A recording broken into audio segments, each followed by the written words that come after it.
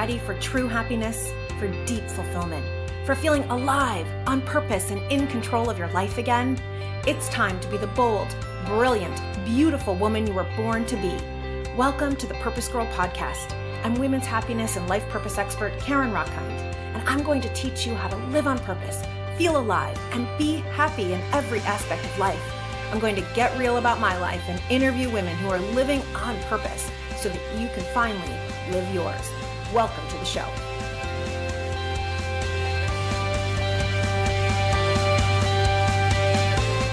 Hello, Purpose Girls. So when I was in college, I found this mirror at this little boutique on campus that said, "You are so gorgeous. Your eyes sparkle. Oh, and your lips are so adorable when you smile."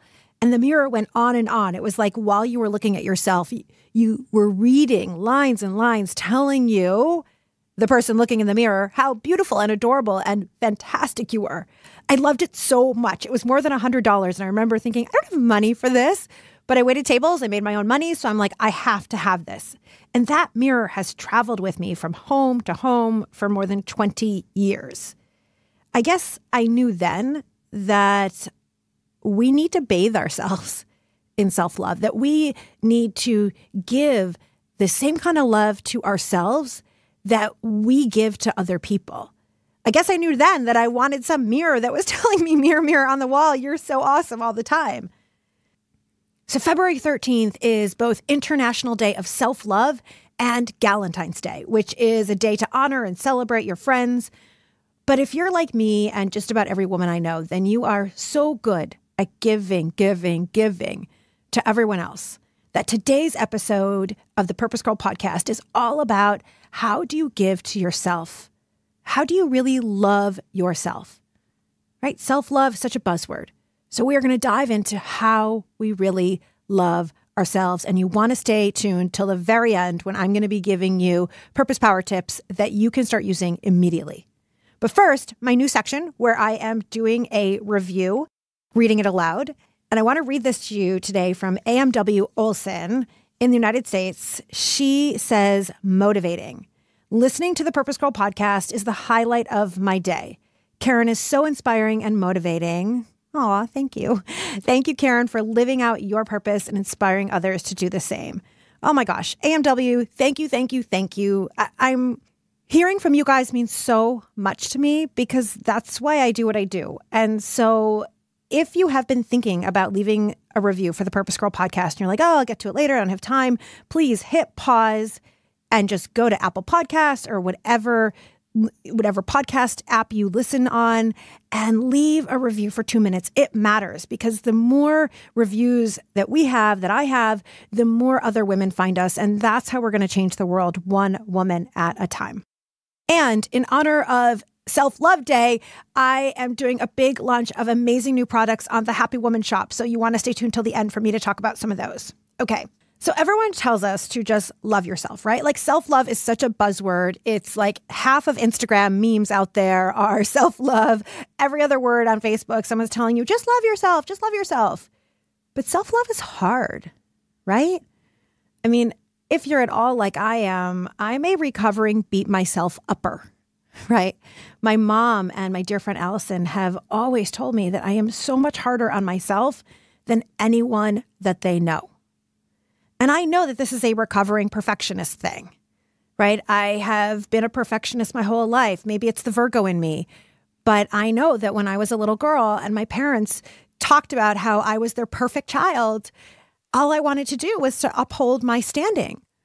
And so anytime I did something that wasn't perfect, right, that maybe I hurt a friend, or maybe I said something stupid in a meeting, or maybe I got a B and not an A, or maybe as an adult, I, got divorced, like any of these things that are not perfect, I've been so hard on myself. It's easy to love myself when I do something awesome. Right? Like if you sit down to your review, one of my clients, her boss called her in last week and she was like, oh, maybe she just wants to update me on some reports or on a meeting that she had. And she got a big fat raise and she was promoted to a senior vice president. Well, it's really easy to love yourself when you're being promoted to senior vice president, right? Or another one of my clients, she witnessed her child be nice to another child. It was a group of girls and, they're all around 10 or 11 or 12. And the girls were all being mean to one girl.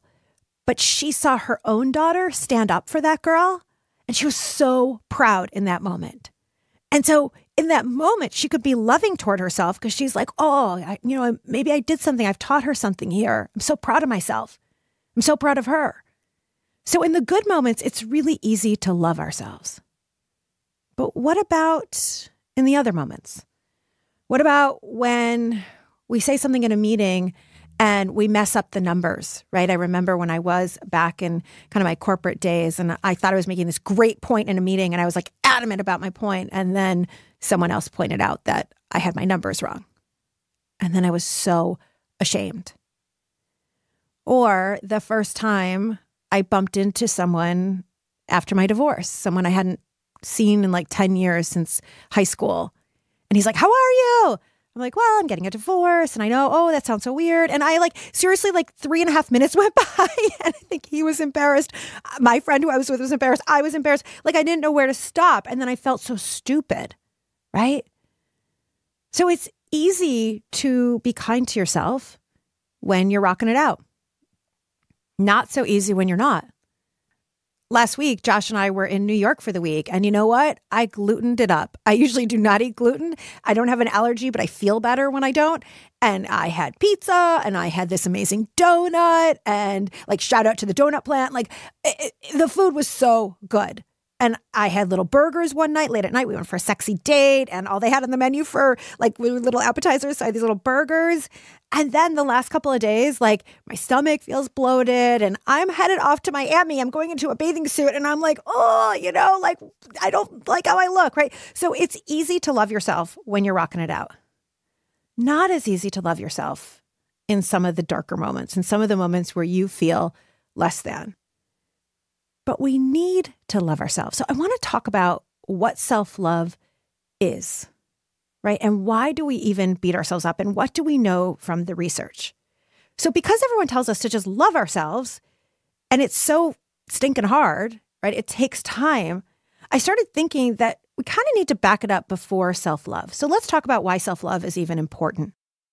So many people think that self-love is selfish.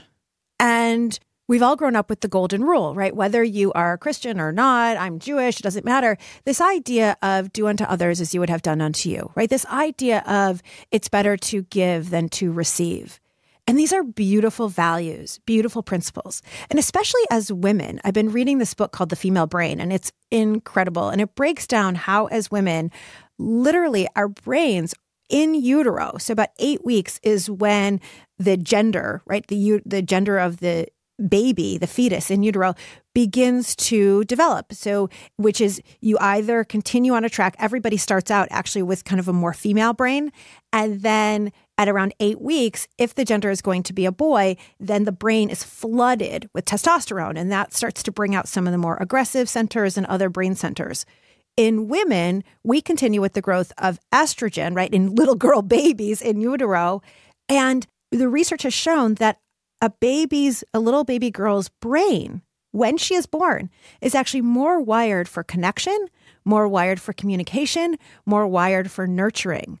And they can see it in how a baby, like baby girls, baby boys, how they respond, how their eyes respond and pay attention to others. So there are these fascinating studies. And so we grow up. There is both nature here and there is some nurture. But in general, girls or women, we grew up learning to take care of everyone else. I'm not telling you anything that you don't know. But in that mix of just wanting to make sure that everyone else was okay, that everyone else was taken care of, that everyone else was happy, we started to think that if we wanted what we wanted, then we were selfish. I actually just had this example. I was out to dinner with 2 girlfriends, and these are my mastermind sisters. They're each rocking it out in their own businesses. Like, we support each other at this huge high level. It's incredible. And we were choosing where to go to dinner. And one of them said, "Oh, Mexican sounds good."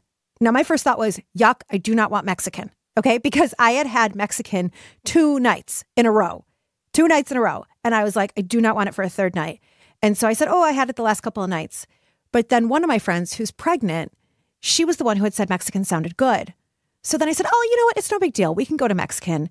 And of course, it wasn't a big deal. Like, who cares? So I ate a taco instead of an enchilada to mix it up. It's not that it was a big deal, but in my brain, there was some old pattern in my brain that started to tell me that if I wanted what I wanted, then I was selfish, I was bad, I was wrong, and that it's better to give than to receive. Now, what I really think it was is that we were probably supposed to be told it's better to give and receive. This is what one of my mentors, Christina Rilo, has said, and I think it is so brilliant. But that thought in my head, which is very old patterning, that I was going to be selfish if I spoke up about what I wanted to eat. This is why it's become, I think, so hard for us to love ourselves.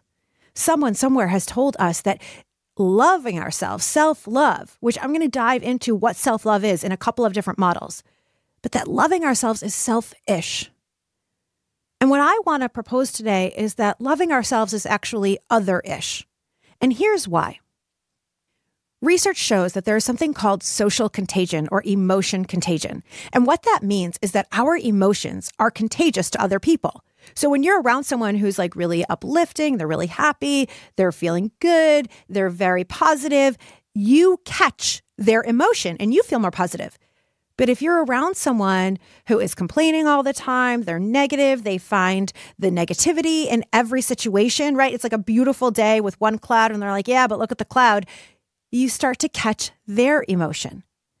And the research shows that our emotions are contagious up to 3 degrees of separation. So this is why it matters how you feel about yourself, how you feel about life, how your emotions are contagious. They are contagious to your friends. They are contagious to your coworkers. They are contagious to your partner if you have one, or your partners. They are contagious to your kids. And I speak to so many moms who would pay any amount of money, like maybe this is you, right? You probably would pay any amount of money to ensure that your child is happy, to ensure that your child feels good about him or herself. But when it comes to actually investing in yourself, to doing something nice for yourself, to getting yourself a little gift, to getting yourself, whether it's a massage or a getaway, or beyond that, trusting your own gut, whether it's about Mexican food, or it's about knowing that it's time for you to get a new job, or it's about knowing that it's time for you to go back to work, or it's about knowing that it's time for you to stay at home. Trusting ourselves is the greatest gift that we can give ourselves and others.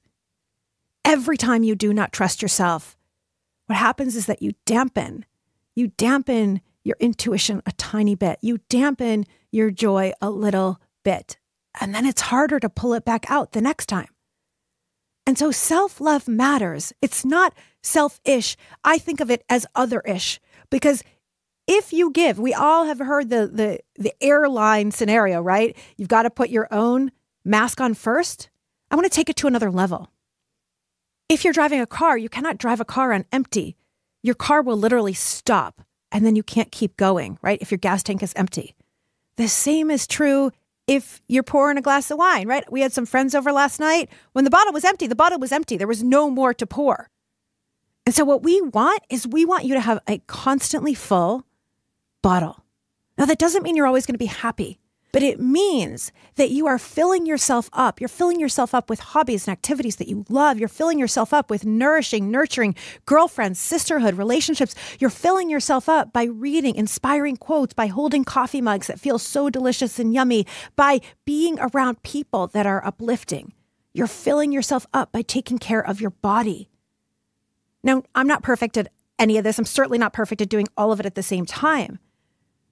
This is our opportunity. This is our opportunity to start doing it differently. And this is why self-love is so important. And I know that going from self-loathing, which is a real issue. I mean, how many people do you know who really are self-loathing?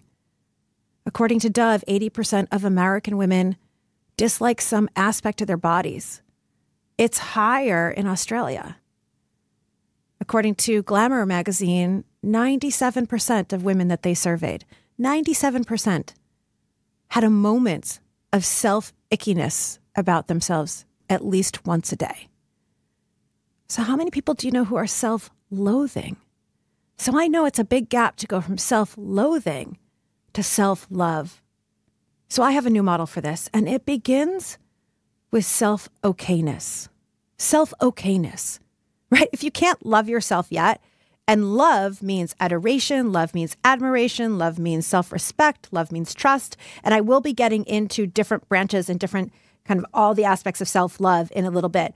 But if you cannot totally love yourself, we want to begin with self-okayness. You know what? I'm okay. You know what? I did say something in a meeting that I wish was different, but the world's not going to come to an end. It's okay.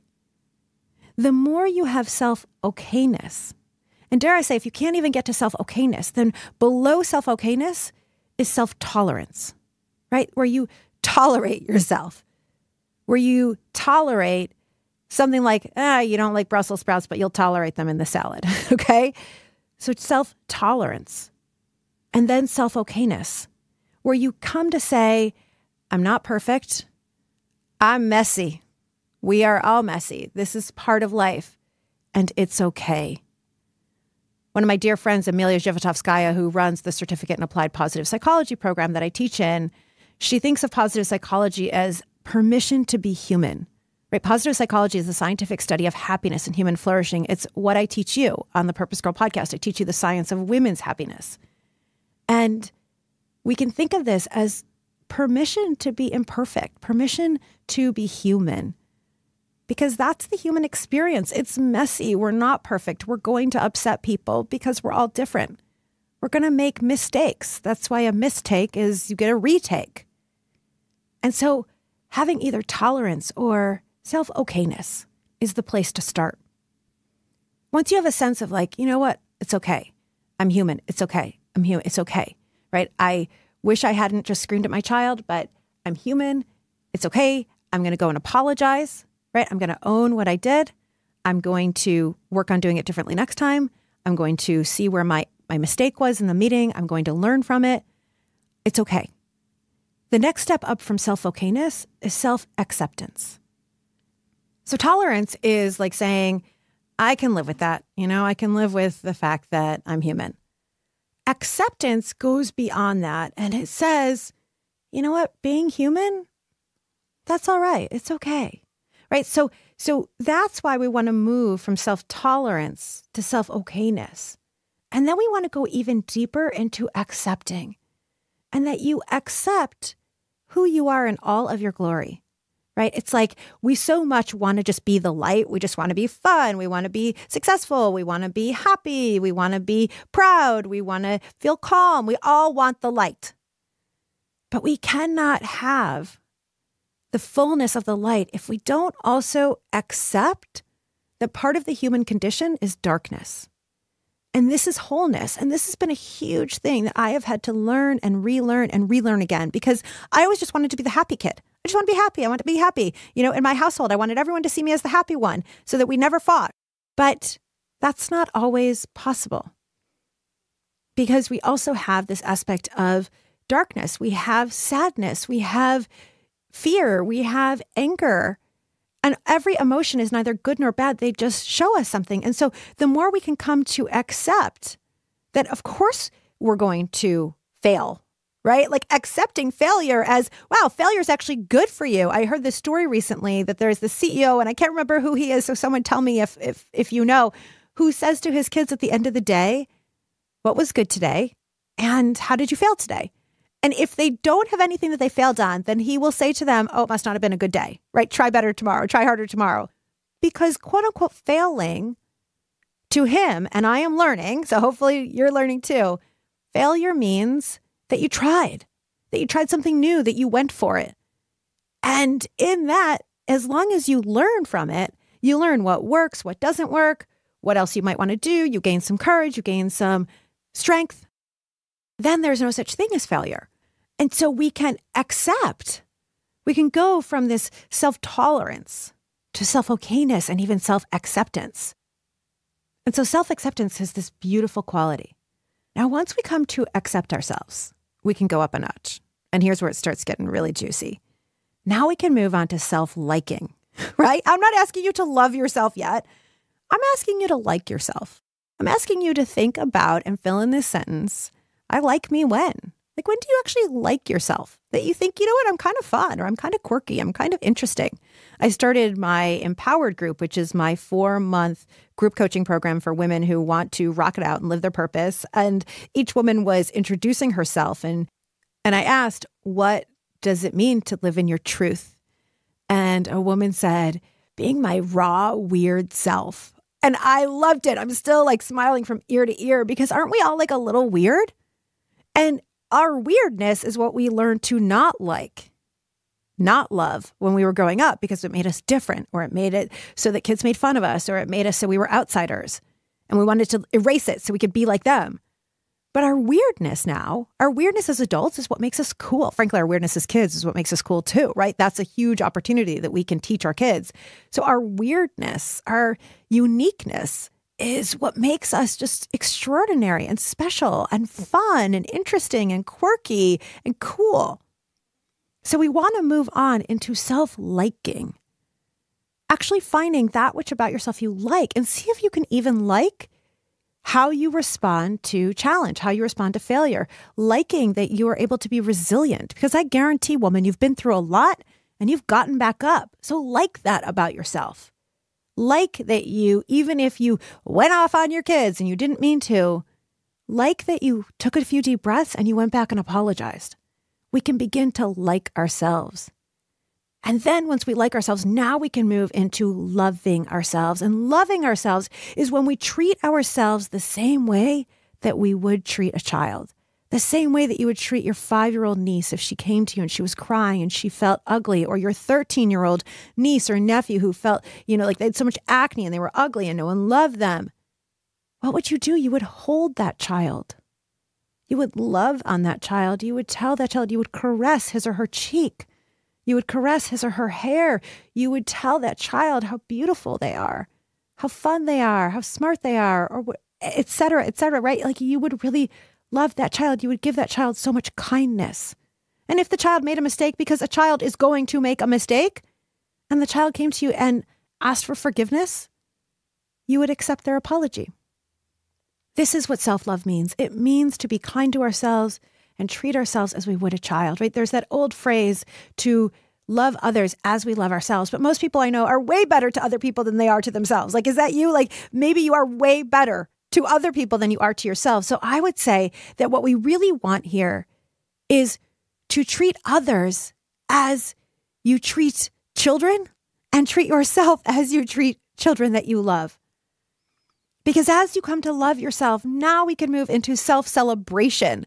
And this is the level of self-love that's like, I celebrate that I'm failing or that I failed, or whatever it is. I celebrate that I failed at that test because I learned from it, or I celebrate that that job didn't work out because it's getting me one step closer to the next one. I celebrate that I live in the fullness. I celebrate that I live both in the high of the highs and the low of the lows. I celebrate that I'm experiencing the fullness and aliveness of life. This is our opportunity to actually celebrate life and celebrate ourselves. Now, I know I'm asking something huge by asking you to go to self-celebration, and I'm going to teach you how to get there. Okay, speaking of celebrating, I feel like it was my birthday today because I opened my first FabFitFun box. Like, I don't know if you've ever gotten those quarterly boxes that are filled with amazing products. I cannot recommend this highly enough. When I was growing up, my sister was the one who was constantly in the know about beauty products, and she's the one who told me what to use. But obviously I don't live with her anymore. And so I need someone else. And that's where FabFitFun comes in. And I had seen other people opening them and showing off all this stuff and how fun they were on Instagram and on Facebook. And I'm like, all right, I'm going to give that a shot. And I am telling you, it is amazing. It's so much fun. And so basically there's all these new products in it, whether it's beauty or fashion. And when I opened up the box, there were like face masks, which I'm taking to Florida because I'm going away with my friend Monique. And there was like full-size hand creams. And given how the winter has been, there was a beautiful like black clutch purse that's so cute, like a full-size wallet that was leather. It's like amazing. I'm like totally blown away. And I cannot wait to get my next spring box. So they come every quarter. And if you're shopping for gift ideas or, of course, for self-love for yourself, you're going to want to get the FabFitFun box. You get like maybe, I don't know, $200, $300, sometimes $400 worth of goods, all for only $49.99. However, the boxes always sell out. And for my people, for all of you out there, they're giving you $10 off of your first box. So you want to go to fabfitfun.com, use the code PURPOSE and get $10 off. And you can start using all these products right away. Again, it's over $200 for only $39.99. If you go to fabfitfun.com, you use my code PURPOSE, you'll get the $10 off. You will love it. And then we can compare notes together on all the good stuff that we're using.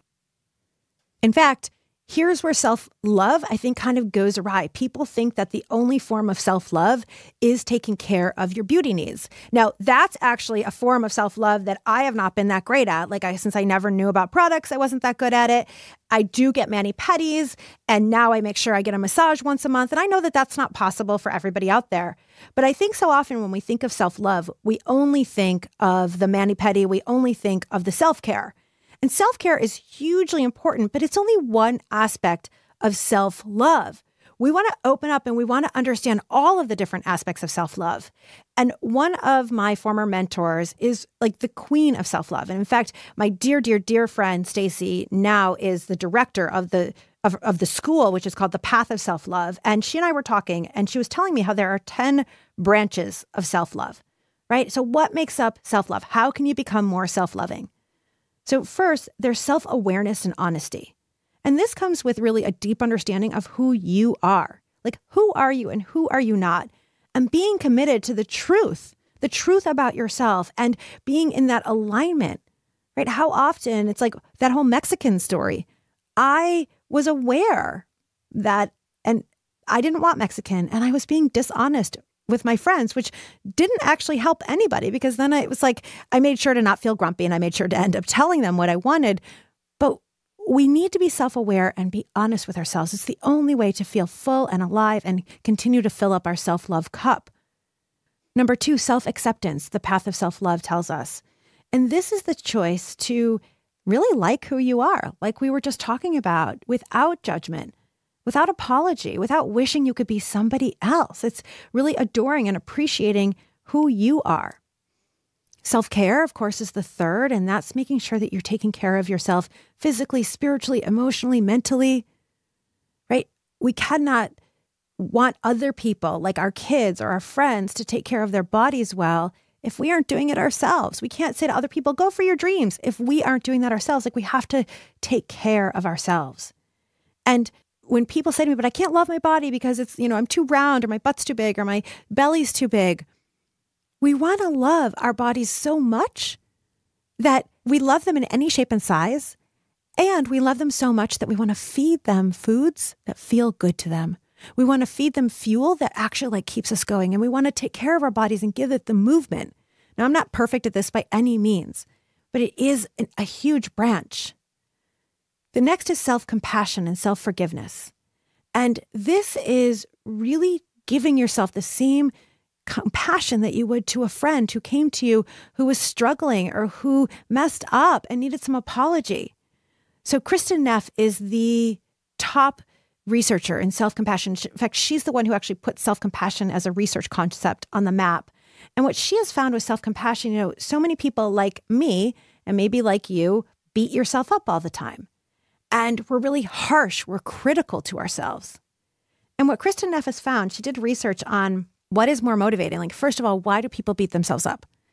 And what she found is that people beat themselves up, like me, maybe like you, because we think that it's going to help us be better next time, right? Like, you eat the donut and then you go, oh, I shouldn't have eaten that. Why did I eat that? I'm so stupid. I can't believe I always fail. Why do we say those things to ourselves? We say them because we think it's motivating us next time. But in her research studies, what she's actually found is that it's not motivating. Rather, when we say that to ourselves, it just brings down our self-esteem. It brings down our confidence. It brings down our joy and our happiness. And then we're actually less likely to do it differently next time.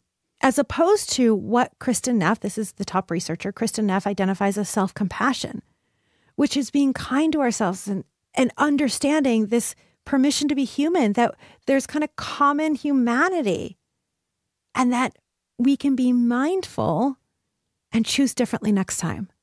And so I actually went away for a week last year to California and did an intensive on self-compassion. I'm telling you, I'm a big recovering beat myself upper. And so it cost me a lot of money and a lot of time. And I went to study with Kristen and did this 5-day intensive. And in order to really become more self-compassionate, you actually have to look at all the places where you're not. And that, my friend, was hard, like really, really, really hard. But then with that, as I was looking at all the places where I'm not compassionate myself, where I was so hard on myself, she started teaching us the tools, simple tools like giving yourself kind touch, just like you would with a child. Like I thought about, she said, what's the most loving touch you can imagine? And for me, it was when I was young and my grandmother would gently touch my cheek. My grandmother had the softest skin. Or for you, it might be giving yourself a hug, right? So it's giving ourselves that same love. And then it's identifying the real emotion, right? So I feel shame, or I feel anger, I feel sadness, I feel guilt, without jumping to, I'm a crappy person for feeling angry, or I shouldn't feel, guilt. I hate myself for being so guilty, or whatever it might be. You just name the emotion. And then you find that common humanity, like, well, of course I feel guilty. I'm letting a friend down. Or of course, and our society says I'm not supposed to let a friend down. Of course I feel angry. What he said to me was really awful. And it's okay. Right? So you want to normalize it. And then after you normalize it, you ask yourself, and what do I need? You become so mindful. And what do I need? What would be something that would be really kind to myself? And what Kristin Neff shows in her research is that self-compassion actually is more motivating than self-criticism. That once we're kind to ourselves, right? Because then we want to become like the most loving cheerleader that you could possibly imagine. Someone who's like, it's going to be okay. You've got this. Get yourself back up. You can do it. I believe in you. That is so much more motivating. There was actually a research study with bowlers and their coaches, and which was more effective if the coaches were like, how could you do that? You screwed up. Loser, do better next time. Or the coaches who said to the bowlers, you got this, get back up, you can do it, I believe in you. Okay, that one's gone, you can do the next one. And of course, the more cheerleading, motivating was more successful. So we want to do that same thing with ourselves. Okay, back to our long list of what it takes to do more self-love. Self-trust. I think this is like, star this one. This is where it's at. Self-trust is really choosing to listen and follow your inner voice. Not the voice that says, how could you want to leave your job? You're so ridiculous. You really think people would read your blog? No, not that voice. That is your fear brain. I'm talking about your inner wisdom voice. The voice that is slower, that is more calm, that has a knowing and tells your body with juice and excitement, ooh, we want this. And so many women I know, like maybe you have ignored that voice or told her to shut up. I know I did for a long, long time. And so for me, it's been like this friendly, coaxing her out, telling her I'm going to keep listening to her. And when I don't, like starting to go for Mexican again, tell her, ooh, okay, I know that I didn't trust you here. I will next time. So self-trust is really, I believe, is the heart of self-love. Trusting that you know yourself best. Self-esteem is having belief in yourself. And in positive psychology, instead of self-esteem, we talk about self-efficacy. Self-esteem has been found in the research to actually be kind of a little bit empty. There was the whole self-esteem movement for kids that we would just say, you're so awesome, you're so great, you can do it. And then kids felt like a fraud, right? If they didn't get 100% on a test or they didn't do well at the track meet. But their parent was saying, no, you're awesome. They're like, no, I really wasn't. It's much better. Instead, we want to teach self-efficacy. And self-efficacy is knowing, believing that you have whatever you need to be able to succeed, which means that you can be resourceful, which means that you can be resilient. And you can learn more about self-efficacy. You can go back to episode 4 when I was talking to Louisa Jewell, who has an incredible book about this. So we want to really look at self-efficacy. A couple more, self-empowerment, right? Which is like really like choosing to take charge and responsibility of your life. This is what I love about the women who just joined my Empowered program. I said to them, like any of them who have a story, I never take care of myself, or I don't go for my dreams, or I don't allow myself to really go for it. I said, no more. Like that's an old story, because the minute that you said yes to yourself and you signed up for Empowered, for this 4-month journey to yourself to live your dreams, it's an old story. So even if you find yourself going back to that pattern here and there in the next few months and the rest of your life, in this moment, you've made a choice. You've changed the trajectory of your life. You chose to not be victim, but to be the creator of your life. And so self-empowerment is huge. It's taking major, radical responsibility for your own life to be what you want it to be. Self-expression is letting the world see you. It's actually like putting yourself out there. It doesn't mean you have to have a podcast, although go for it. I want to hear if you do. It doesn't mean you have to have a YouTube channel, but it means that you actually share your truth. You speak what is in your heart without apology, without holding back. A couple more. Self-pleasure. Oh, letting yourself have the experience of joy and pleasure, letting yourself receive yumminess. Whether it's sexual pleasure or it is, that delicious center of a molten chocolate cake, like letting yourself have a little pleasure. And self-worth, knowing that you are valuable. So there are so many paths into self-love, and you can ask yourself, which of these am I rocking it out in? Like maybe you're rocking it out in self-care, but you're not rocking it out in self-trust. And you can say, make that your mantra for the week. For the next 10 weeks, you're going to do one every single week. This is an opportunity because all of us can move from self-loathing into self-love and, dare I say, self-celebration. One way is that with February 13th, International Day of Self-Love coming up, on the Happy Woman Shop, we've launched an entire self-love line. In fact, one of my favorites is a mug that kind of looks like the mirror that I told you about. I wrote a similar passage for you to hold the mug. And for the mug, tells you that you are a queen, you are gorgeous, you are so adorable. And I freaking love it. Of course, a couple new t-shirts and a couple of new mugs. And you definitely are going to want to go to happywomanshop.com because we have so many adorable self-love items that are perfect for you, or give it to a friend on Galentine's Day because International Day of Self-Love and Galentine's Day are the same day, February 13th. And so give them the gift of self-love. Give them a gift. Give your girlfriends a gift where they feel that they can love themselves more. Hey, loves, the next 60 seconds or so are going to sound totally different because after I recorded the podcast, I took off for Miami and realized that there's a couple more things I want to make sure that you know about self-love and what's coming up. First of all, the self-love workbook that I've specifically designed for you to help you figure out your old stories, the old thoughts, the things that you might say to your body that get in your way of self-love. I've specifically designed a workbook for you, and you can get it at happywomanshop.com.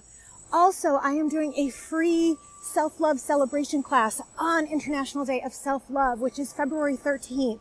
You can join me. The registration link is in the show notes, and it's going to be amazing, and it's free, and I can't wait to teach you all about self-love. So join me. In addition, I talked to my friend Stacy, who is the executive director at the Path of Self-Love School. And I'm like, how do I spread the word? Like, how can people love themselves more? And she said that they've actually just posted new self-love classes to pathofselflove.org. And you can go on that website and they have a whole free self-love kit. And it's all about how to make like your 2019 self-love promise to yourself. So you can support yourself all year long. And so you're going to want to check that out. Overall, what this comes down to are a few things, and these are your purpose power tips. Number one, get yourself to a place of self-okayness first, where you accept your humanness, where you begin to be kind with yourself that, everyone makes mistakes, everyone fails, and you pick yourself back up and you learn from it. Number two, you identify which areas of self-love could help you more. Would it help you to do more self-expression? Do you need more empowerment? Do you really need to up the self-care with your physical practices, whether it's yoga or Pilates or going to the gym? And just choose one and make that your commitment for International Day of Self-Love. And number three, begin to celebrate you. So every single day in my journal, I write, I am proud of, or as one of my mentors calls it, I brag. So I switch off the language sometimes, but every day I write what I'm grateful for in my life, what I'm proud of, or what I'm bragging about, and what I desire. Make yourself a list called I Love Me When. I love this exercise, okay? So you basically sit down with a cup of yummy hot tea or a glass of wine and you start writing the sentence, I love me when. And so I love me when I'm holding my mug with 2 hands. I love me when I'm reading self-love affirmations to myself. I love me when I am at the bookstore and envisioning me having a book there. I love me when I'm dancing like crazy on the dance floor. I love me when I'm wearing a scarf. I love me when I'm standing up for what I believe in. And you want to keep writing the sentence, and it's so fun. And it might take you a little while to get into it, and it's a practice, right? Every single day I write down what I'm proud of or when I love me or using the words I brag. I kind of switch it up, but they're all the same. And self-love is so important because remember, how you feel about yourself is how everyone around you feels, right? They can pick up on it. I can't tell you how many women say to me, oh, I never talk about my thighs in front of my kids. If you feel like your thighs are awful, your kids, they feel it. They know it. Okay. You don't have to say it in front of them. Rather, why aren't you talking about in front of them? You know what? I really love how I'm taking care of my body. I love nourishing my body. I love, really like honoring that this is what allows me to dance and run and sing and play and hold you. So we want to shift, not just to not talking about the negative, but to shifting into the positive, because that's how we become our happiest selves. So with that, a couple of things. I am going to be doing a Q&A episode soon. So I want to hear from you. Please leave me a voicemail. We have this amazing new feature that I'm loving, purposegirl.com/voicemail. And you can leave me an actual voicemail. I want to hear, what do you want me to talk about? What are your questions for me to answer on the Q&A? Also, make sure that you are going to fabfitfun.com and using the code PURPOSE to get $10 off your first box. I'm telling you, it was like my birthday this morning opening that up. It was so much fun. And 3, make sure that you are taking some time to love yourself this week because February 13th is coming up and you deserve it. So thank you for listening. I hope you love this episode. Again, please leave me a review. It's how more women find us, and they are finding us from all over the world. We ranked this week in the USA. Oh my God. Thank you to everyone in the USA. Thank you to those of you in Slovakia. Thank you to those of you in Malta. The Purpose Girl podcast is making its way around the world, and it's because you are posting about it and you are sharing it with your friends. The more you share with your friends, with your mothers, with your daughters, with every girl and woman who needs self-love, the more we are changing the world one woman at a time. So please leave that review. Please share the podcast. Please let me know what you think and what questions I can answer. And I would love it if you would join our community. Totally safe, totally sacred, totally uplifting community on Facebook. Just search for Purpose Girl. You will find us, Purpose Girls. Join the community and make sure that you go over and you find me on Instagram at Karen Rockhind. I love hearing from you. You also can get your free Living on Purpose guide over on my website, purposegirl.com. Make sure you download that. Thank you for listening. As always, may you live purposefully. May you love yourself and may you love life. Bye for now.